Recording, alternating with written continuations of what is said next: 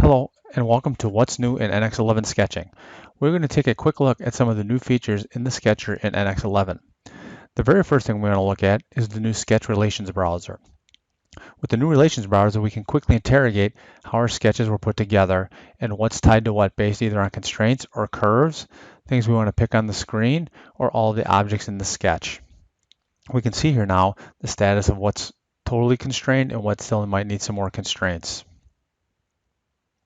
After we looked at the Sketch Relations Browser, we'll now look at a handy new tool to line things up either vertically or horizontally. In our first example, we'll pick some circles and line them up vertically based on their arc centers. The next one, we'll take the box, and using the inferred midpoint of the lines, we'll get that midpoints to line up around the center of the sketch. We'll have one of them be horizontal and one of them vertical. Now as we drag that box around, it stays centered on our sketch origin. The next thing you'll notice, we're going to go ahead now and scale the end of our sketch. So we pick the curves we would like to scale, and then we'll have our scale origin and our scale factor. And as we pull on the vector to move our sketch based on where the origin is, we get different results. Here we get the result based of our origins back there in the sketch a little bit. Now we'll scoot it up more to where our scale factor starts from, and we see we get a different result because it's scaling literally around that point. We'll move it back and get even a different kind of result. And one last one just to kind of see the kind of control we now have to scale curves. The next thing we want to look at is the brand new scale on first dimension. What we're going to do now is we're going to pick the very first dimension in the sketch. These are all inferred dimensions, and give it a value.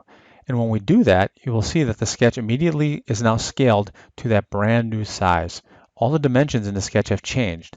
Another thing now with NX11 is the sketches and the numbers and the dimensions all stay relative to where they were. There's no longer moving all the dimensions around the screen to get them back to where you need them. It will now try to put them in the place that's best for what the scale factor was. The next thing you'll notice now too is as we go ahead and move our sketch around, you get the gray trace lines of how things were. The next thing we want to do now is we want to go look at large sketch performance. In this example here, we're going to take these legacy curves that we brought in and bring them into a sketch. And when we do that and add them into the sketch, we'll pick them all, and it'll be 368 curves.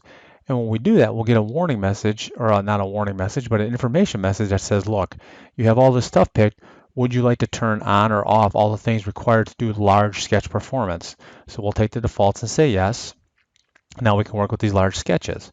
One more time to show how the scale in first dimension works, we'll take the bore of that hole and we'll add a little bit to it, and the entire sketch still does scale.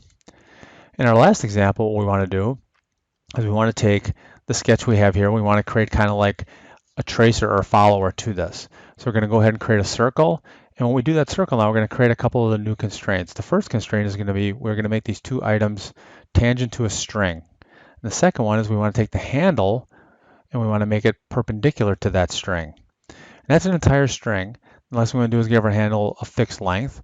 And now what we can do is we can drag along that curve and see how that follower or other things are going to operate. This will work very well for kind of doing kind of layout studies and other things we need to do in 2D world. I'm glad you were able to spend the time with us today to look at some of the new features in NX11 Sketcher. Thank you.